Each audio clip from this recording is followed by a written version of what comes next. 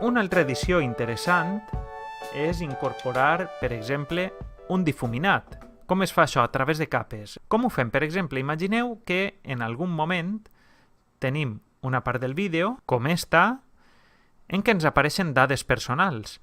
Jo vull eliminar això. Com ho faig? Este és el primer fotograma en què apareix el nom que volem eliminar.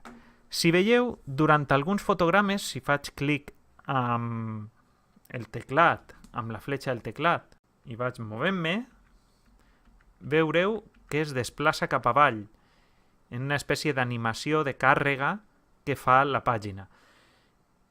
Este tipus de càrrega és molt pesada després d'editar perquè cada fotograma, este fotograma hauria de tindre un marc per a difuminar, este un altre, etc. A mesura que es va movent per la pantalla este nom, doncs hem d'anar marcant quadres diferents. En estos casos, el que vos recomano és que aneu a l'inici i vos salteu eixa petita animació i la talleu. Ara veureu com funcionaria. Primer fotograma en què apareix, doncs així li faig un clic en Cut, voldré tallar, i li faig un clic en la S per a dir-li quin és el punt on comença. Amb la S marquem el punt on comença i així no he d'arrossegar la barra. Comença just en este fotograma. I després veurem que durant alguns segons va movent-se, veieu? Fins que arriba un moment en què ja ha parat. Este fotograma ja és fix. Per tant, jo així mateix podria fer clic en E i este fragment el podria tallar. De 0 a 60 segons, esta animació, esta càrrega de pàgina, la podria eliminar i ja no em preocuparia d'aquest moment que ha aparegut el nom. Però ara sí que tinc el nom i el vull eliminar. Com ho faig? En Tools, faig clic en Overlay i Blur. I em dibuixa un marc. Veieu? Un quadradet. Doncs este quadradet, si el poseu així damunt, veureu que difumina el nom. Podeu canviar l'opacitat, que el difumine el nom a un nivell ja que és que no es veu que hi ha res.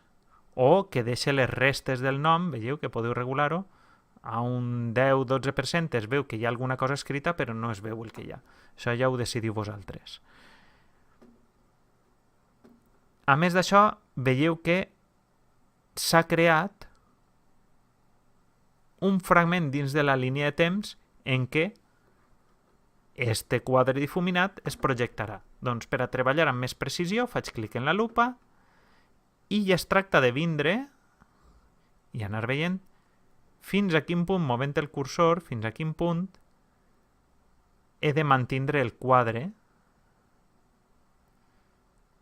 Veieu? Encara tenim així el marc que em marca on està el quadre difuminat, doncs podríem vindre així, moure, fins que el primer moviment de fotograma que isca del quadre. Doncs en aquest cas ja eixit del quadre, així pararíem. I tindríem durant este fragment de temps, li fem clic a OK, i tindríem durant este fragment de temps, com veieu, difuminat el nom. Veieu? Podríem fer la descripció del programa, etc. Què passa? Que quan arribem així, observareu que amb el moviment s'ha desplaçat cap amunt. Doncs tornem al mateix que dèiem abans. O bé, justament en aquest moment, arribem al fotograma en què es mou i des d'este fotograma fins al moment en què es desaparega de pantalla, que seria aproximadament per aquí, ens carreguem aquesta part, la liquidem i tallem tot això, o bé el que podem fer és, ja si ho volem fer finíssim, fotograma,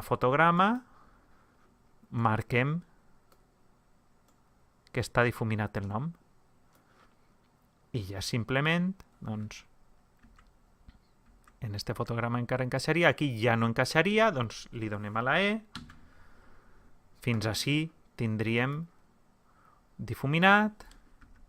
Este seria el primer fotograma per a fer blur, novament, S, perquè comença des d'ahí, i de nou posaríem el quadre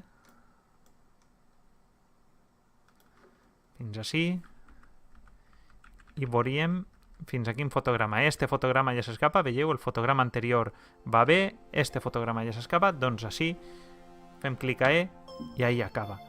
I sempre és el mateix procés.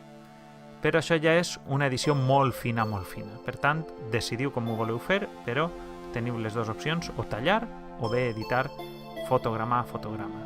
I aquesta és la funcionalitat de difuminar els noms o les dades personals.